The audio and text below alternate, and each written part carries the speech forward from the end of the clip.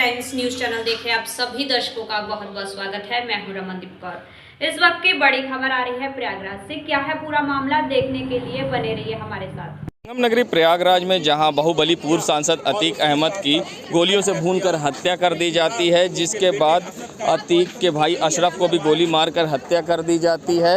और इसके बाद जब यहां पर कानून व्यवस्था पर अब सवाल खड़े हो गए हैं। आपको बता दें, जैसे ही अतीक और अशरफ यहां पर मीडिया से बात करते हैं और उनको गोलियों से भून दिया जाता है। पहले अतीक गिरता है, फिर उसके बाद अशरफ गिरता है।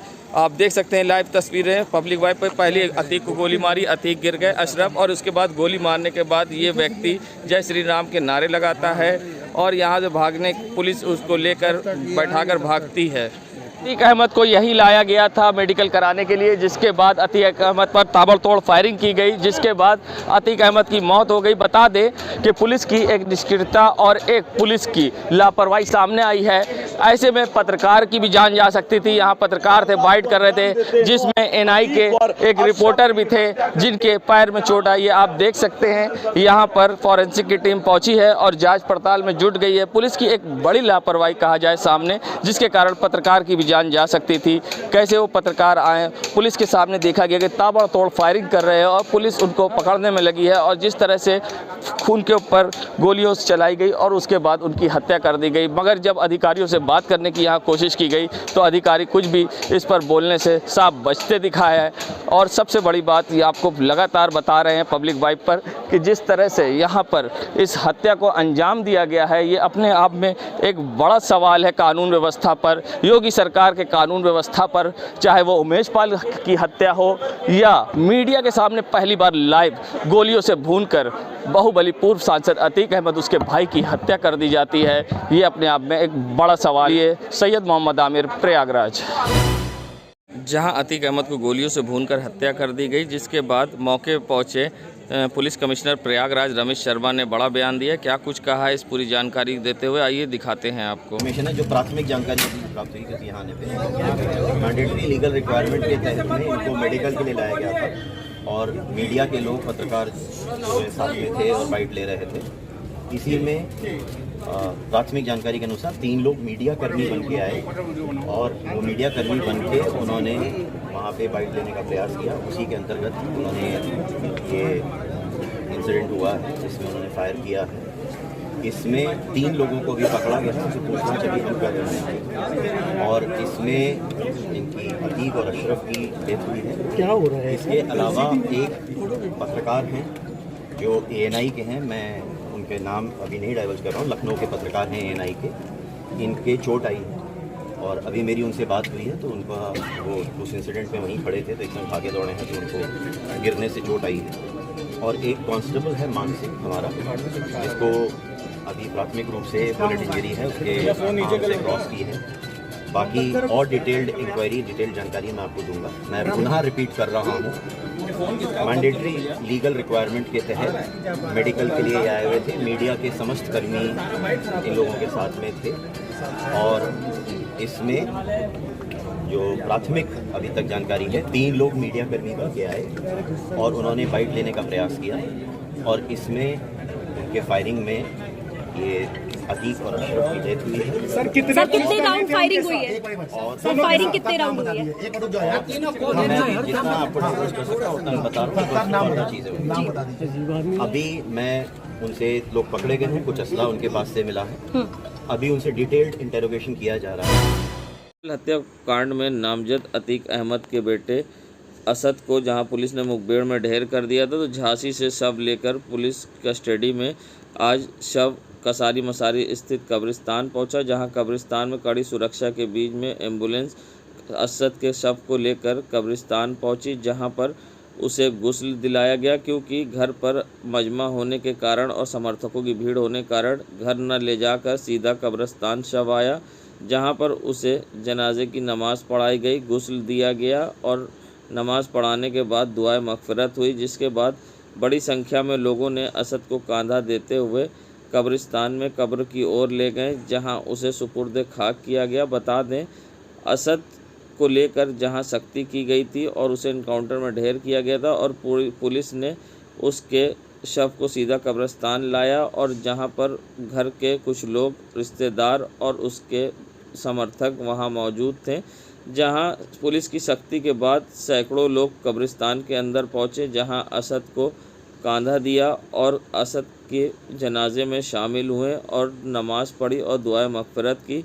तो वहीं असद को आज उसके दादा की कब्र हाजी फ़िरोज़ के कब्र के बगल में सुपुर्द खाक किया गया, जहां पर उसे मुस्लिम रीति रिवाज के साथ उसे दफन किया गया। बाहुबली पूर्व सांसद अतीक अहमद के बेटे असद को जहां आज कब्रिस्तान में दफनाया जा रहा था, तो ऐसे में संदिग्ध महिलाओं को पुलिस द्वारा हिरासत में लिए जाने की खबर पर अब विराम लगा है। साथ ही पुलिस ने किसी भी महिला को हिरासत में नहीं लिया है। वे असद की रिश्तेदार और घर की थीं और असद के सगे नाना भी वहां पहुंचे थे और साथ ही उनका कहना था वकील का अतीक के कि कोई महिलाओं को ना ही हिरासत में लिया है, ना ही पुलिस ने मस्जिद को घेरा। ये सारी खबर अफवाहें हैं। ऐसे में अतीक के अधिवक्ता विजय मिश्रा का और इलाहाबाद हाई कोर्ट के अधिवक्ता आरिस का क्या कुछ कहना है इस पूरे मामले पर, आइए दिखाते हैं आपको। भी देखें, कोई भी धर्म, जाति, मजहब, इन चीज़ों को ना जोड़ करके देखें। मेरी गुजारिश है, जिनके परिवार से कोई भी मरता है, चाहे किसी भी परिवार का कहीं भी हो, उमेश के परिवार, किसी के भी परिवार, किसी का भी, आपके भी, हमारे भी परिवार को, किसी के भी परिवार को, देखिए मैं वकील हूँ, हमेशा इन चीज़ों को देखते आए हैं। ये महिला वही क्षेत्र तो क्राइम होता है, उसको हिसाब से देखिए, अदरवाइज कुछ चीज़ों को आप नहीं करें, रिलेशन नहीं जोड़ने की कोशिश करें। देखिए क्राइम होता है, या जो मर्डर हुआ, एनकाउंटर होता है। हमेशा क्राइम को क्राइम की तरीके से की मां कह रही है कि अभी और बाहर आ जाइए, विजय जी बाहर आ जाइए, बाहर आइए। उनके परिवार के कौन से लोग शामिल हुए थे? उनके रिश्तेदार, फूफा वगैरह, उनकी फैमिली थी और बुआ वगैरह आई हुई थी। क्या आप लोगों ने जो कोर्ट में अर्जी लगाई थी उसके आधार पर कुछ रोके जाने की?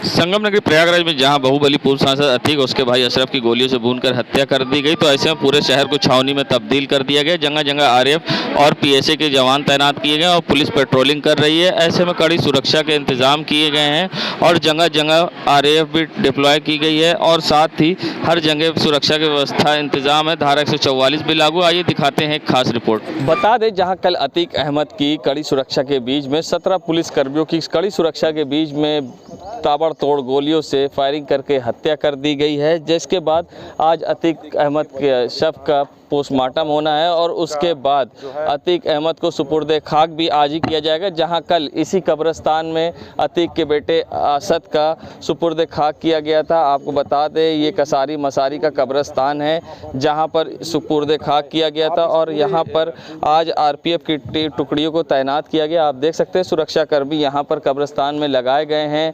आरपीएफ की यहां पर फायर गन शॉट वैन भी लगी है और सारी चीज़ें व्यवस्थाएं हैं और कड़ी सुरक्षा के बीच में अतीक अहमद के और उसके भाई अशरफ के शव को यहीं पर आज सुपुर्द खाक किया जाएगा।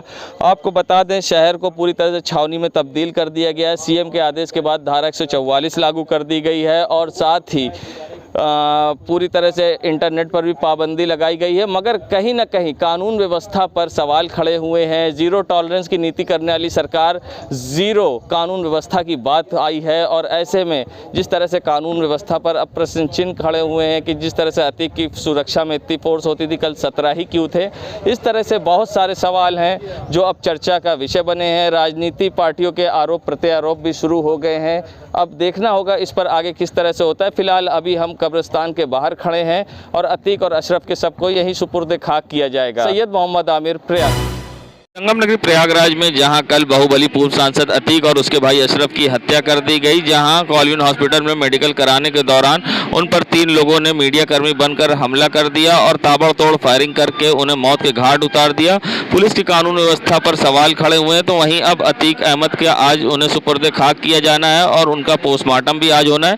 तो ऐसे में अतीक अहमद के पुश्तैनी कब्रिस्तान में उनके पिता और माँ के पैर के पास उनकी कब्र खोदी जा रही, जहाँ अशरफ और अतीक कब्र खोदी जा रही है, उससे ऊपर असद की खोदी गई थी। ऐसे में क्या कुछ कहना है कब्रिस्तान में कब्र खोदने वाले का, आइए दिखाते हैं। कब्र खोद रहे हैं, अतीक सांसद की कब्र खोद रही है या अशरफ की कब्र खोद रही है। लंबाई रहेगी 7.5 फीट और चौड़ाई रहेगी अशरफ की 3 फीट, उनकी रहेगी 4 फीट चौड़ाई। अच्छा, ये बताइए जो कब्र खोदी जाएगी कितनी गहरी होगी? 7 से 8 फीट गहरी हो जाएगी।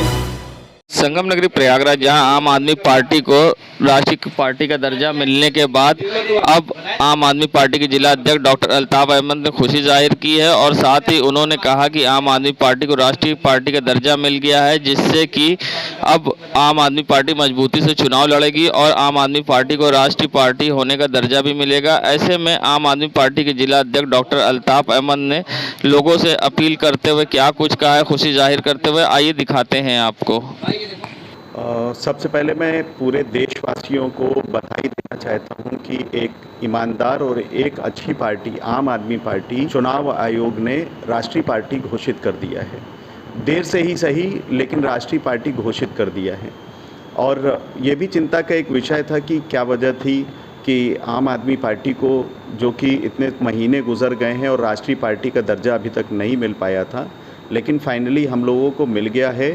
और एक विकल्प के रूप में अब आम आदमी पार्टी देश की राजनीति के लिए तैयार हो चुकी है। हम लोग देश के कई राज्यों में चुनाव लड़ रहे हैं और ख़ास करके उत्तर प्रदेश में नगर निगम चुनाव लड़ने की तैयारी कर रहे हैं।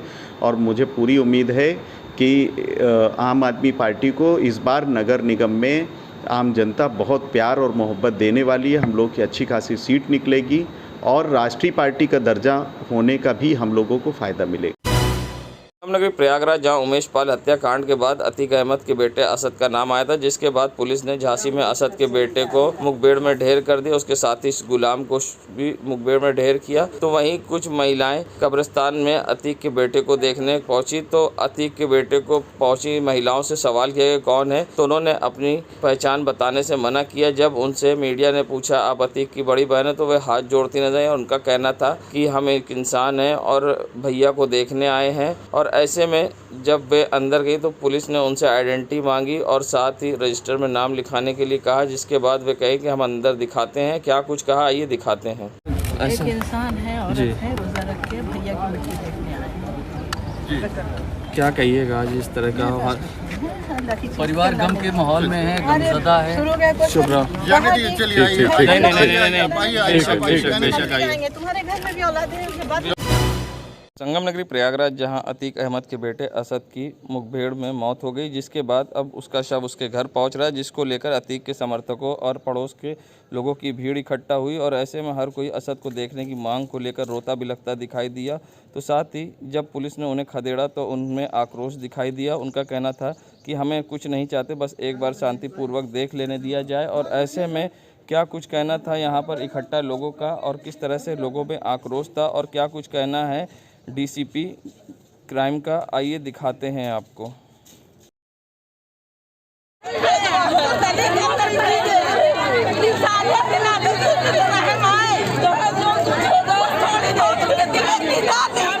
कौन रोक रहा है आप लोग को? क्या चाहते हैं आप?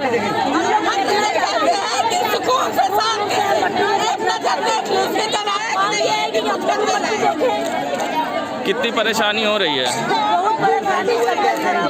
कौन रोक रहा है आप लोग को? क्या कह रहे हैं?